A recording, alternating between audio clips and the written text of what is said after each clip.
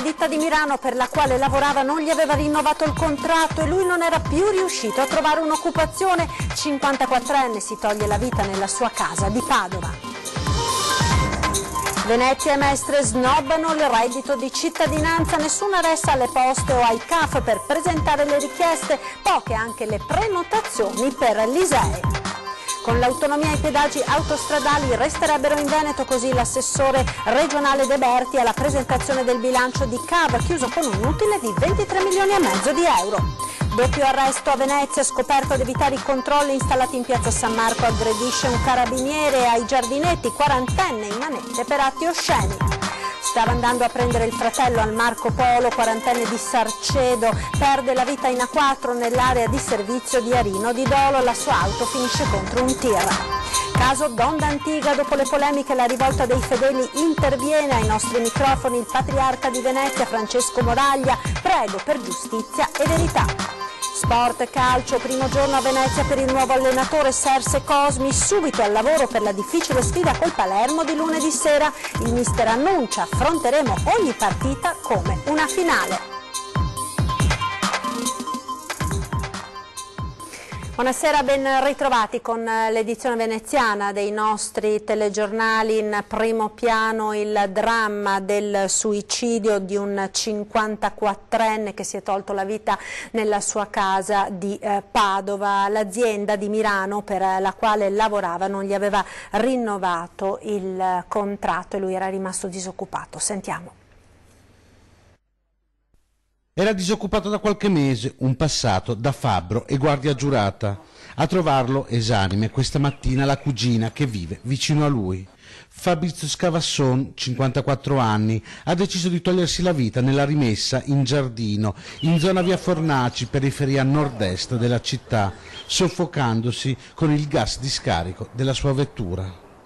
Le sue ultime volontà affidate ad un biglietto in soggiorno in cui chiedeva alla cugina di avvisare Teresa, la vicina, che lo accudiva, e la sorella, che da anni vive a Porto Garibaldi. Un biglietto in cui sono emersi anche i problemi economici che affliggevano il 54enne. A dicembre la ditta di Milano, per la quale l'uomo lavorava come fabbro, non gli aveva rinnovato il contratto e da allora non aveva più lavorato. Potrebbe essere questa una delle ragioni che hanno spinto l'uomo a togliersi la vita nel capanno degli attrezzi di casa sua. Scavasson viveva solo in una porzione di trifamiliare. Dopo la morte del padre nel dicembre del 2017 si era chiuso in sé, allontanando amici e parenti. Appassionato di calcio e pesca, aveva però, nell'ultimo periodo, accantonato queste passioni.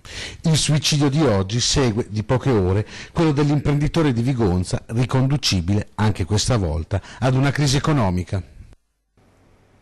Cambiamo argomento, oggi primo giorno per la presentazione delle domande del reddito di cittadinanza, nessuna ressa nel veneziano, situazione tranquilla sia ai CAF che alle poste, vediamo.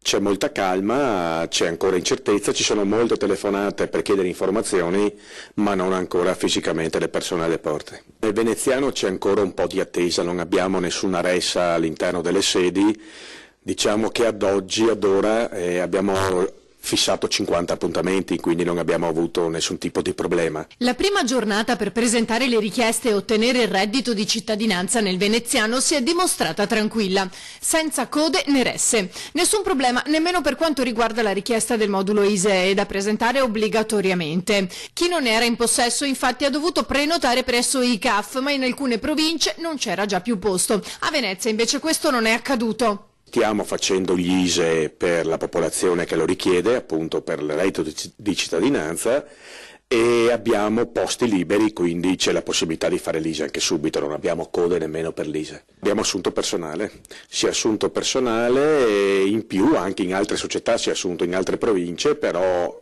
a seconda del modello organizzativo ci sono fatte delle scelte. Si pensava di avere più gente, questo sì. Dati alla mano, attualmente sembra che a nord-est le richieste siano davvero poche. Bisogna vedere cosa succede nei prossimi giorni, perché adesso insomma è anche il primo giorno, però io non credo che avremo migliaia e migliaia di domande. Questo perché secondo lei?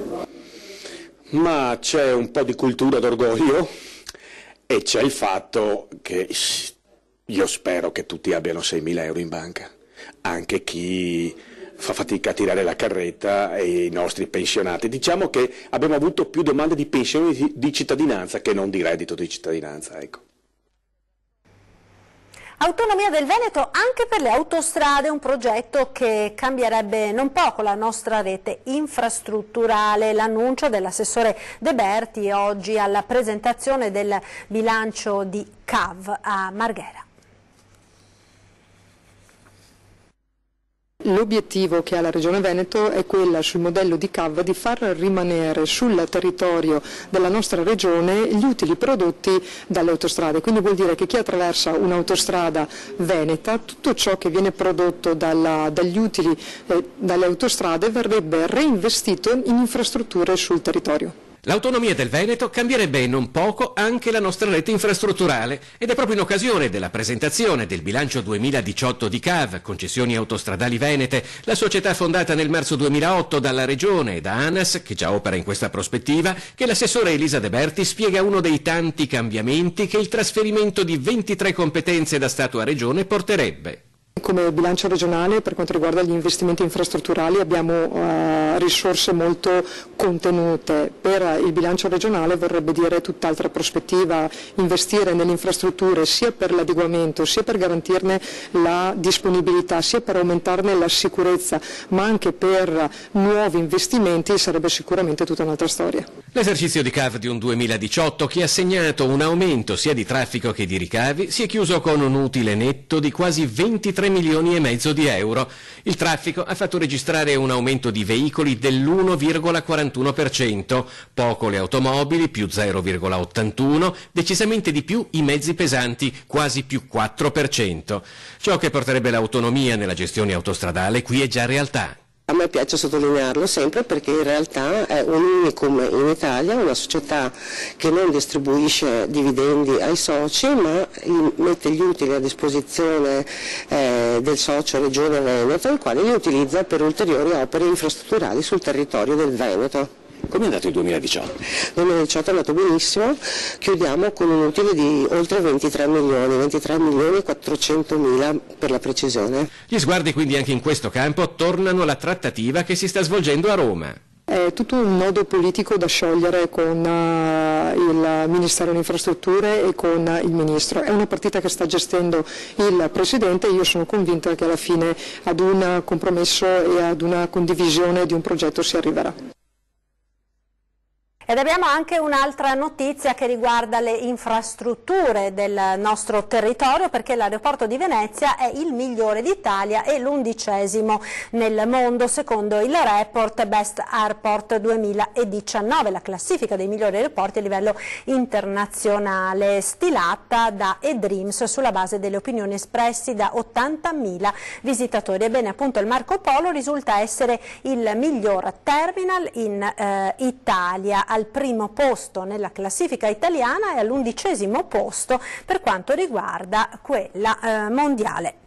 La cronaca ora, grande dolore a Sarcedo nel Vicentino, dove è arrivata come un fulmine a ciel sereno la notizia dell'incidente in autostrada costato la vita al 40enne figlio dell'assessore al bilancio del comune. La tragedia si è verificata in A4 all'ingresso dell'area di servizio di Arino di Dolo. Sentiamo. All'aeroporto Marco Polo, dove stava andando a prendere il fratello di rientro dall'estero per il funerale della nonna, Marco Santorso non è mai arrivato. La sua vita si è spezzata nel cuore della notte. C'era nebbia nel veneziano lungo la A4. Marco Santorso, alla guida della sua Alfa Romeo, entra nell'area di servizio di Arino. Sono le 23:40 quando la sua auto bianca tampona un auto articolato, incastrandosi sotto la fiancata del semirimorchio. Arrivano i vigili del fuoco, i sanitari del SUEM. Marco Santorso viene tirato fuori vivo dalle lamiere, ma morirà poco dopo in ospedale. Una notizia che si è subito diffusa in tutta Sarcedo, dove Marco e la sua famiglia sono molto conosciuti. 40 anni impiegato, Marco è figlio di Gianfranco Santorso, assessore al bilancio del comune. Una vita vissuta accanto ai più giovani da sua. Cresciuto in parrocchia, era molto conosciuto per il suo servizio nelle fila degli scout. Ancora cronaca, doppio arresto dei carabinieri di Venezia, il primo in piazza San Marco, il secondo ai giardini di Papadopoli. Vediamo. Aveva cercato di evitare i controlli installati in piazza San Marco in occasione dello svolo del Leon. Scoperto e raggiunto dai carabinieri, un 25enne padovano, per nulla ravveduto, è andato in escandescenze colpendo con una testata uno dei militari. Una reazione improvvisa e spropositata. La testata ha raggiunto al mento uno dei carabinieri. Ne sono seguiti attimi concitati nel corso dei quali il giovane è stato immobilizzato e arrestato per resistenza pubblico ufficiale. Completamente diverse le circostanze che hanno invece portato al secondo arresto effettuato dai carabinieri in centro storico, questa volta ai giardini di Papadopoli. Un quarantenne veneziano è stato arrestato per atti osceni in luoghi frequentati da minori, dopo essere stato sorpreso ad osservare 3 adolescenti di passaggio da un terrapieno che permette anche di osservare il vicino asilo nido. Processato per direttissima, patteggiato 3 mesi. Il comandante di un peschereccio è morto all'interno dell'imbarcazione al largo di Caorle. Sentiamo. Un malore è stato fatale per un 57enne membro dell'equipaggio di un peschereccio al largo di Caorle. La segnalazione è giunta alla sala operativa della Guardia Costiera di Venezia ed è scattato l'allarme, mentre un altro membro dell'equipaggio prestava i primi soccorsi seguendo anche le indicazioni fornite tramite il telefono dai sanitari del SUEM 118. Il personale del centro di soccorso marittimo del Veneto ha inviato la motovedetta di soccorso del comando Guardia Costiera e il battello pneumatico di soccorso dell'ufficio circondariale marittimo di Caorle, entrambi con a bordo personale sanitario del 118 appositamente imbarcato per interventi di emergenza medica. Nel frattempo veniva anche dirottato sul punto in cui si trovava il peschereccio, a circa 3 miglia dalla costa, un'altra unità da pesca che navigava nelle vicinanze. I sanitari giunti sul posto dopo vari tentativi di rianimazione cardiopolmonare hanno però dovuto constatare il decesso del 57enne comandante del motopesca Eleonora. Dopo qualche tempo torniamo ora a parlare del caso di Don D'Antiga. Prego per la giustizia e la verità, così il patriarca Moraglia ha commentato gli ultimi fatti. Prima la rivolta dei fedeli, poi i volantini minatori, l'ultimo gli ultras sul sagrato alla fine della messa. Negli ultimi mesi gli episodi collegati al trasferimento di Don Massimo D'Antiga, parroco di San Zulian, sono stati numerosi. Una volta appresa la notizia a dicembre, infatti, i fedeli non sono stati contenti, iniziando a protestare in vari modi, anche presentandosi dal patriarca senza appuntamento. Rinunciare a Don D'Antiga, che però è stato mandato poco distante a San Marco, per loro è improponibile, soprattutto perché è il fondatore del gruppo Genitori con i Figli in Cielo. A distanza di qualche tempo abbiamo chiesto al patriarca come ha vissuto questi mesi di tensione e di accuse da parte dei fedeli. Io prego perché questa situazione si risolva secondo verità e giustizia.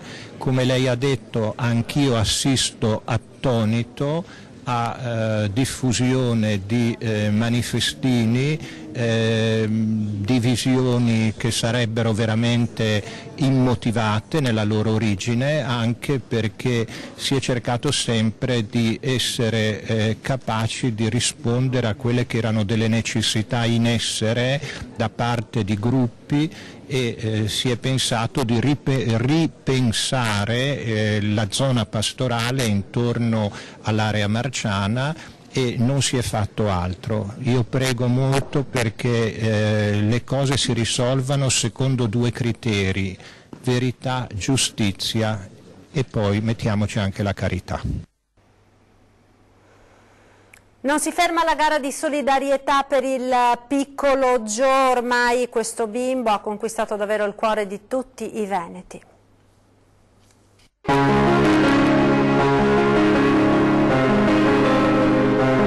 L'abbiamo visto giocare con il pallone in campo come nel piazzale di casa, l'abbiamo visto andare sull'altalena e fare i biscotti come un bravo pasticcere. Il nostro piccolo Gio ha conquistato il cuore di tutti i veneti con i suoi occhioni scuri, il sorriso sulle labbra, il bacio da mandare a tutte le persone che lo stanno aiutando.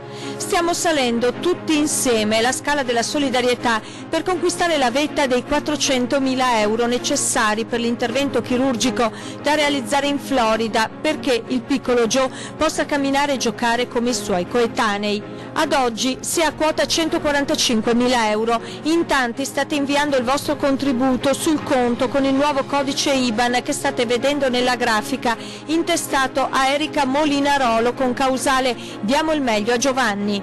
Potete trovare il numero di conto corrente per le vostre donazioni anche sui nostri siti internet, con una finestra dedicata proprio al piccolo Joe e alla campagna di sostegno lanciata e sostenuta dal nostro gruppo Media Nord-Est.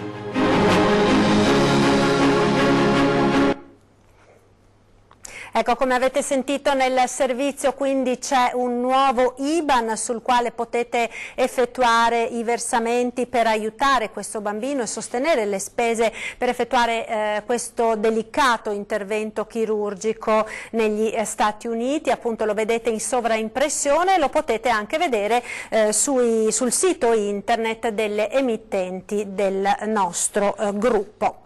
Noi ora ci fermiamo per qualche istante di pubblicità, restate con noi subito dopo la pagina dello sport.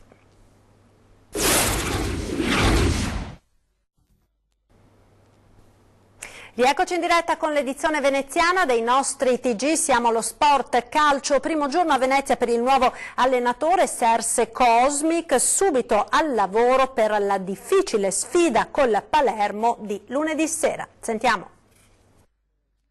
Oggi sono orgoglioso di essere qui senza pensare dove avrei potuto essere, quindi vi assicuro che nel momento in cui sono stato chiamato non ho pensato minimamente a dove sarei potuto stare un mese fa, 2 mesi fa, 5 mesi fa o un anno fa. Subentrando a Walter Zenga, Serse Cosmi è il terzo allenatore del Venezia in questa stagione. Raccoglie la squadra al quintultimo posto in classifica per ribaltare una striscia negativa che rischia di essere molto pericolosa. Il tempo a disposizione è limitato e si scende in campo già lunedì sera con un impegno tutt'altro che facile. Al Penso arriva un Palermo lanciato verso la promozione. Il mio lavoro sarà inevitabilmente orientato a quello che è l'immediato. Io credo che solo un folle oggi può pensare di arrivare a 11 giornate dalla fine, che come il Presidente ha definito 11 finali, 11 battaglie, pensando di poter stravolgere o poter, tra virgolette, educare un gruppo ad un sistema di gioco. Le ultime 11 partite dovranno essere affrontate come 11 finali, nelle quali oltre all'aspetto tattico sarà importantissimo l'approccio mentale. Io ho sempre pensato che il sistema di gioco ha un valore vero e fa diventare straordinaria una squadra nel momento in cui si attivi veramente quello che è un aspetto nervoso, un aspetto di atteggiamento, un aspetto di consapevolezza delle proprie qualità. È un aspetto questo sul quale Cosmi insiste molto. Il livello della rosa del Venezia è sicuramente buono, ma ha reso al di sotto delle sue potenzialità. Questa è una squadra che ha dei valori, bisogna capire come mai. Io credo che anche gli infortuni abbiano contribuito, però non solo gli infortuni, come mai alcuni giocatori non si sono espressi secondo quelle che sono assolutamente le loro qualità, e quindi hanno questa grande opportunità loro di farmi vedere a me in 11 partite che mi ero sbagliato. Il basket ora con l'amara sconfitta in Russia per l'Umana Reyer, decisiva la prossima partita in Champions League. Brutto colpo per l'Umana Reyer in Champions League dopo la sconfitta 95-72 subita in Russia sul campo del Novgorod. Washington non recupera dall'infortunio alla spalla subito a Bologna e rispetto all'ultima gara di campionato viene confermato il quintetto iniziale: Haynes, Stone, Bramos, Mazzola e Watt. L'approccio orogranata è quello giusto, ma mano a mano la situazione si ribalta. I russi infatti accentuano la pressione difensiva e gli orogranata si smarriscono in attacco e in difesa, subendo l'esuberanza di Perry, folletto inarrestabile nel quintetto russo. De Raffaele trova il quintetto giusto all'inizio dell'ultimo quarto con De Nicolao, Tonut, Cerella, Bramos e Biliga, portando la squadra ad aggredire l'avversario. Ma ancora non è sufficiente perché riprende il vantaggio portando gli orogranata alla sconfitta, la quarta stagionale in trasferta.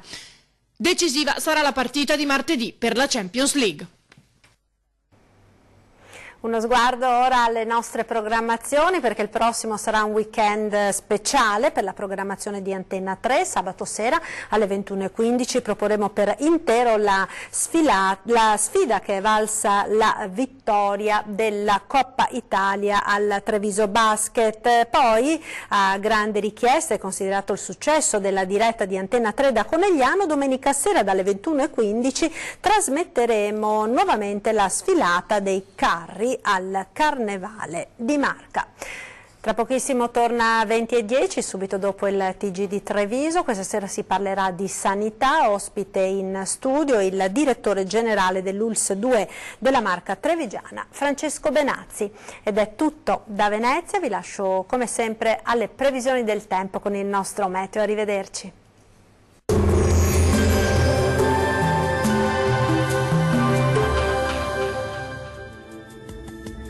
Ben ritrovati al meteo. Cambia il tempo sulle nostre regioni. Nella giornata di giovedì 7 marzo non si esclude una lieve instabilità. Nel dettaglio sul Veneto il cielo si presenterà spesso nuvoloso sin dal mattino, con qualche piovasco a carattere sparso, specie sul Bellunese, sul Vicentino e sul Veronese. Maggiori spazi soleggiati invece altrove. Temperature minime tra 4 e 7 gradi, valori massimi oscillanti invece tra 8 e 17 gradi circa. Qualche pioggia anche sul Friuli Venezia Giulia, avremo infatti condizioni di tempo perturbato un po' ovunque, tuttavia con precipitazioni meno probabili sui settori costieri dove invece sarà più soleggiato. Temperature minime tra 7 e 9 gradi, massime comprese invece tra 13 e 15 gradi circa. Il tempo sarà instabile anche sul Trentino Alto Adige, con molte nubi ovunque, con piogge sparse ma piuttosto frequenti, e non si esclude qualche spruzzata di neve sui settori alpini di confine, in genere dai 1300 metri di quota. Temperature minime intorno ai 6 gradi, massime invece intorno ai 10 gradi circa. Dal meteo di Antenna 3 per ora è tutto. Arrivederci al prossimo aggiornamento.